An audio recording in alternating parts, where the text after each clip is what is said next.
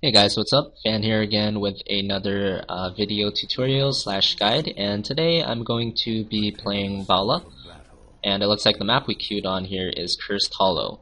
So basically what I'm going to be showing you guys today is the very standard multi-shot Valla build, and it basically consists of putting all the talents onto your multi-shot, your W. So the first thing we want to do here is get composite arrows. As you can see, like the range of composite arrows right now, it just about reaches the gate there. But after I skill it, it reaches quite a bit past the gate, and that's what you get out of it. So it's a 20% increase on your range on your W, your multi-shot. And the reason why that's good for Valla is because Valla is one of the squishiest ranged assassins out there. And 20% farther range on your W means you can stand 20% farther back, and that's actually a very big deal in team fights and whatnot, where you would just want to poke them from a safe range. Okay, so I just saw a Chen here. And another good thing about Valla is if you're like mirroring another Valla like I am right now, if you're not, if the other Valla did not get the multi-shot thing, you can trade pretty efficiently. You can actually dodge his multi-shots, but there's no way he can dodge yours. I'm actually not sure if he got it or not though, let me check right now. So he also got the multi-shot thing, so it's going to be pretty even. Let us move. So generally, you obviously want to always multi-shot when you can get all the heroes as well as all the creeps into your multi-shot. So try and make it so you always do that. Try to not just multi-shot one hero like that guy's doing. Okay, I'm gonna go tap real fast here.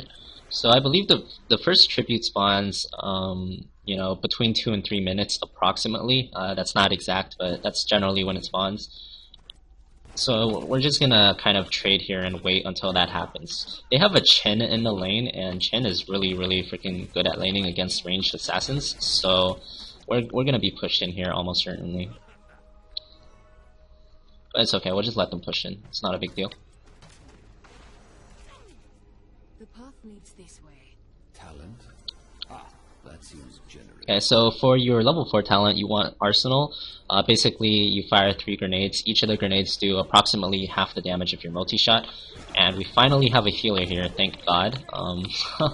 So we can start playing very aggressive in this lane. These are what the lanes should have been at the start, in my opinion. So after you get your multi-shot, grenades, you can really start chunking buildings out huge. So you'll notice most of my multi-shots are going to be aimed at the buildings there. I'm not really worried about dying here, so it's not a big deal. So the tribute just spawned. I'm going to go back right now. This is kind of a shitty back timing because I'm not going to be there right when the tribute spawns, but I think we have enough poke to keep them off, and I'll be there pretty soon, so hopefully this will work. We're all at full HP because I backed here, so it should be okay if they don't take too much poke. They might be able to just get this because they have like a siege tank there, and siege tank is extremely good at poking. So I think we're just gonna give this up.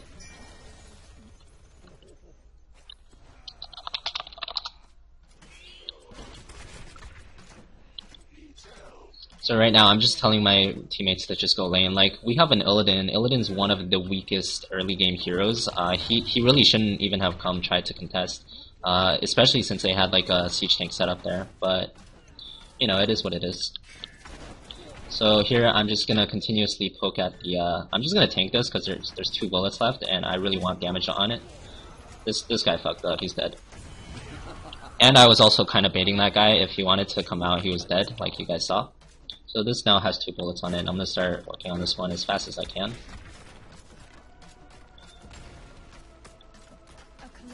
And for level 7, you want battle momentum for obvious reasons. It lowers your cooldowns by a lot, and when you have your ult, which I'm going to skill Strafe, it makes it so that you can use Strafe literally whenever you want.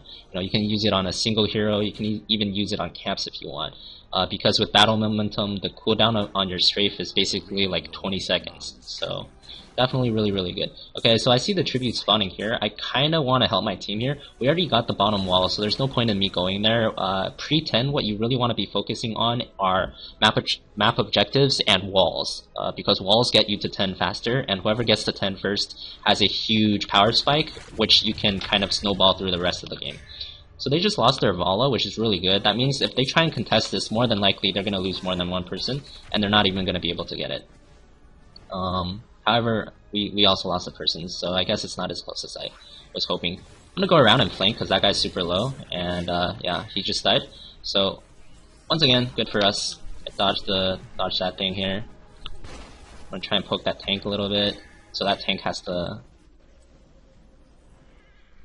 Yeah, I'm really hoping for some teammate support here. That's why I'm like sticking around. I'm gonna keep poking the tank, but this is actually a bad position for me.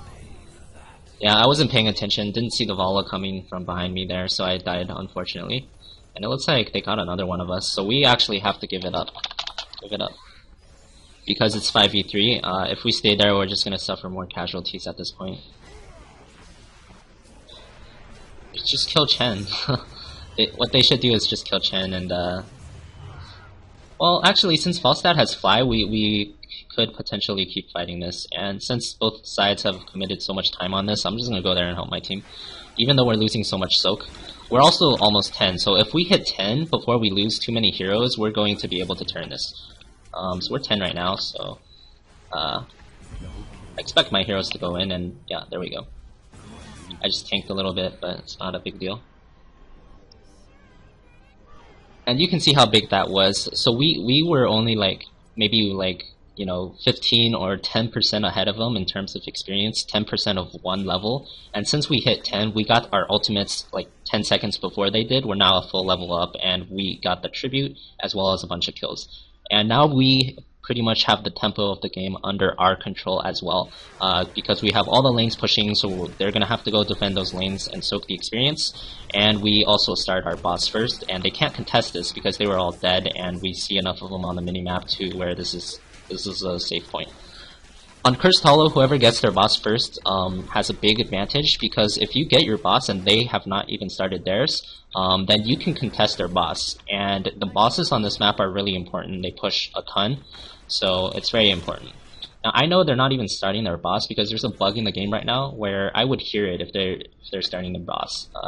So if you like screen over it like this, you would be able to hear like the boss noises if they were doing the boss. So that's how I know they're not doing it. And since they're not doing it, I'm just gonna push with my boss, with my team here. Chen looks like he wants to fight. Just gonna give him some poke. One thing about Chen is that even though he's so strong, he has so much shields, any poke you get onto his life bar cannot be healed. He can only regen shields, not his life bar. So if you have a chance to poke him and lower his life bar, definitely do that. Okay, so obviously level 10 I went Strafe. I believe Strafe is just the far superior skill. I see like 2 people bottom defending the boss, so I'm just gonna clear this wave out. I think my teammates can handle it there for a while. I don't even have to look. This is like a 4v2, so I don't have to be there. So I'm gonna come here now just to ensure that my team gets the tribute. And we're also pushing top, so I'm gonna help my team out with this as well. Anyways, like I was saying, level 10, I think Strafe is the far superior build. I just like it a lot more on Valla. It does more damage. I think Reign of Vengeance is really shitty unless you're running it into some kind of combo. And honestly, even then, I think it's still kind of shitty. So I would recommend you go Strafe. It's definitely my personal preference here. This panda is out of position. Like, if we get some people here, he would die, but whatever. Okay, so level 13. Level 13, generally I'll go Frost Shot. Sometimes you go Spell Shield if you're getting, you know, destroyed by a Zeratul or something, maybe a Nova. But I feel like Frost Shot is really the key to the Multishot build. They're fighting top. That's not good. Looks like they're all dead. I'm gonna go help them just in case they're not all dead. But yeah, that looks pretty bad. So Frost Shot's amazing. Like all I have to do is do one Frost Shot, and you can see how much they're slowed. Like, that's why it's really the focal point of the Multishot build, because you can slow an entire team just constantly throughout the fight, and it gives the slow is actually just you know, it's so much utility. Okay, I'm gonna slow them again and back off. I'm trying to save my teammate here, but it looks like he's dead. So that's unfortunate. I'm gonna try and stall them because I see Falstad going for the tribute. But never mind. Looks like he's not even gonna go for that, unfortunately. So Chen's ult is down. We're still ahead, but yeah, they're just getting picked off one by one. I'm not sure what they're doing. We just have to play safe now. So now my next objective is to get level 16 because that's when we get our next talent, our next power spike. And since we're down 2 people, I'm just gonna lane. There's really not much I can do. With Valla on this build, okay, that's really stupid. I don't know why they're just like dying one by one, but what can you do, right? Actually, I might be able to get this guy. I'm gonna go for it. Yeah, so that was like really bad because we're giving them like, whatchamacallit, we're giving them comeback experience. If you're ahead, you don't want to do 1-for-1 trades because they get more experience than you do.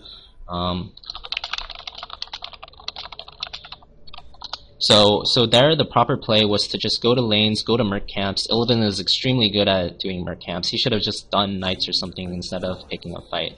And now we're almost guaranteed to lose that tribute because we all died. But it's still okay. Like even if they get the curse, we're still fairly. Actually, this guy with the Thor, he might be able to stall for long enough for us to get there. But the Falstad would have to come and help. My hunt continues. So here, it's actually still a good fight for us because we're level 16 and they're level 15, so we have a talent up. However, if we get picked off or anything, okay, these guys are really out of position. I'm gonna try and do something here, or maybe not. Okay, so they got the, they got the curse, which is unfortunate. Now we have to go back and defend. They also have a boss pushing, so we have to defend that as well. Proper course of action here is to collapse on these guys because they're like, you know, they're totally out of position. There's only 2 people here and we have our whole team. And their team is actually trying to catch up to them, which is pretty stupid because those guys are dead. Or that guy is dead at least.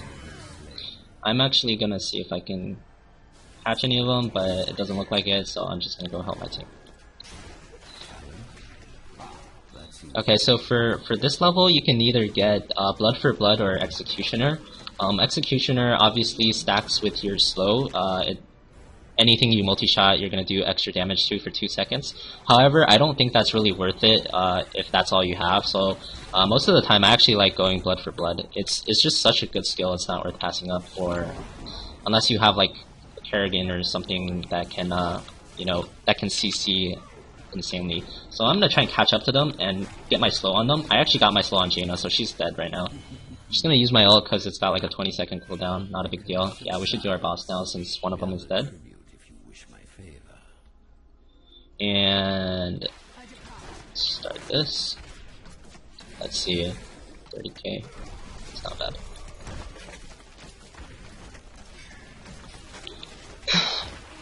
So this game has gone okay considering how hard we threw in the past few minutes, but whatever. We should just take all our camps now.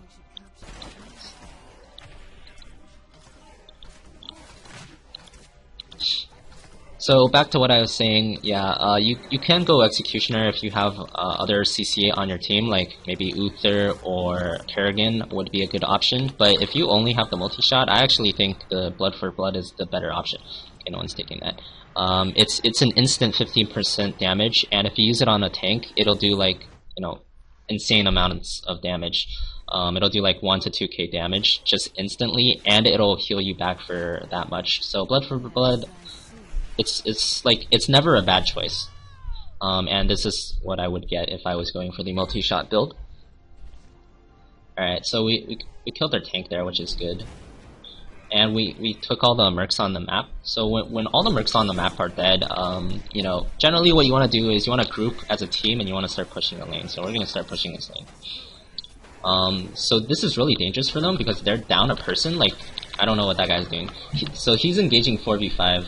That's really bad for them. That basically means they're guaranteed to lose this team fight unless we mess up really bad. and we might have actually messed up pretty bad, but I think it's okay. They still lost. You had best hurry. Yeah, so looking at that, I actually played that really badly. I stepped into the Ring of Frost there when I had Tumble up, and if I didn't do that, they probably would have all died, and we would have only lost one person. But even still, you know, it ended up being a 2 for 3 still, and just because, you know, actually it ended up being a 2 for 2, and even though they got such a good fight, because they engaged in a 4v5 situation, you know, it still didn't work out for them. So now we have Curse, we have level 20, so we have a huge power spike. For level 20, I like getting Bolt of the Storm. It's just another escape mechanic. You know, like I said, Valla's really squishy. And another bonus is that, you know, when you're using Strafe, you can use Tumble, but you can also use your I guess, higher abilities up here in the skill bar. So you can Blood for Blood while you're strafing. You can blink while you're strafing. So it's very useful in that sense. Okay, so it looks like we got mid keep. If my teammates are all full enough, we can actually still keep fighting because we're level 20 and they're not, and that's a pretty big power spike in the late game. Okay, that guy just used his ult, so I'm gonna ignore him. I'm going to try and go on their squishies, like these guys right here. So just slow them and then back off. And I'm still keeping track of the fight here. So Tychus is top pushing, so all we need to do right now is get out alive. And I'm actually going to try and slow them a little bit. Like, look how slow they are. And look how far you can cast it from. They really can't do anything. I'm just buying time for Tychus right now. Did he get anything? He got a mediocre amount of work done, I guess. It's not that bad. So my team wants to do the boss right now. That's kind of risky. I'm actually going to start pushing mid, because if I go over there, it's like really obvious where our team is. But if I'm mid, they might not know. So right now, they're chasing me instead of checking the boss. I guess they're doing both. I'm gonna have to go help them.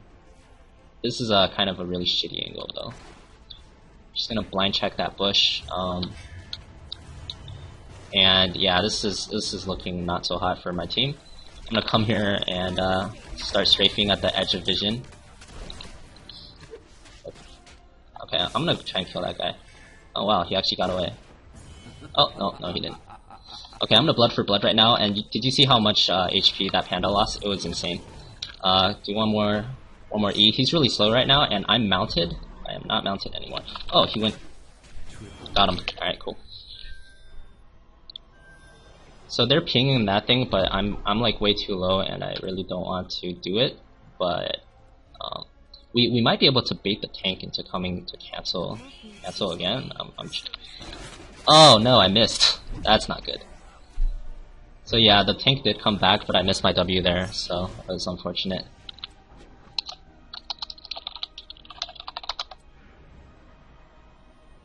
Yeah, so I'm not sure what my team's doing there. Even if Falstad was at full HP, we would not have been able to get this with 3 people that low. And I'm not sure what happened. I think Falstad like took a AoE hit from the boss, that's why he's so low. But even if he was full HP, there's 0% chance we could take a late game boss with just 3 people with 20% HP. Especially if the tank was gonna come around and mess with us. So now we just reset. We're gonna come here again. I kind of don't want to start that boss right now because my teammates aren't here. So we're just gonna kind of poke. Took some damage there. Not great. Oh, here. Okay, so I need to blink out, slow the pandas, and I need to get ready to Blood for Blood if he jumps on me, which he most likely will. So I'm just gonna kill that thing, and I'm waiting for the jump. He didn't do it, so I'm just gonna come in Blood for Blood. You can see it instantly kills him. He couldn't really do anything. And my teammate cleaned up the rest. Because that panda was so desperate to dive me, his team was not in position. So, you know, we started to chase that over here, and Panda ended up over here. So he chased non-stop all the way over there, and he was at the front of his team. So that means, by definition, his team was like way behind him, trailing, trying to catch up to him. So they were definitely not in position to, you know, to stop to be like organized in a team fight, I should say. And that's why they lost that team fight. He dived too hard for me, basically. So now if there's 4 of them dead, we have the boss. We could literally just end with this boss, and I think that's what we should do. I'm just gonna ping this keep in case my teammates wanna like back or something. So that's the last guy alive, but he can't do anything against like so many people. Okay. Come on, team. Let's go. Brightwing's backing. That's fine because he can just TP back with full mana and everything. Destroy. And at this point, they've lost all their keeps. And we have a late game boss, which is incredibly strong, so we should be able to end it. Actually, not sure why my team is so scared right now, but yeah. Go core.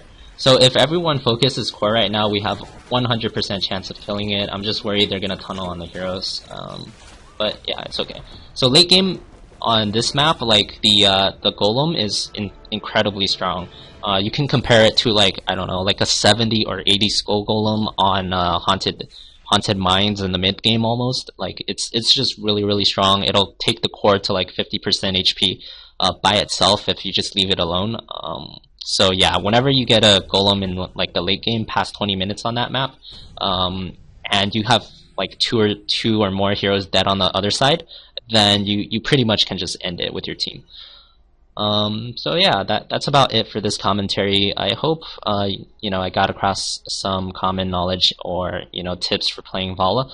I actually don't play Valla the multi-shot way. I play it a different way, so I don't have too much experience with multi-shot, but I have played multi-shot Valla enough to know, you know, a lot about it. So that's about it. Thanks for watching, guys. If you like the video, please subscribe to the channel and comment if you have any comments in the section below, and thanks for watching, and until next time.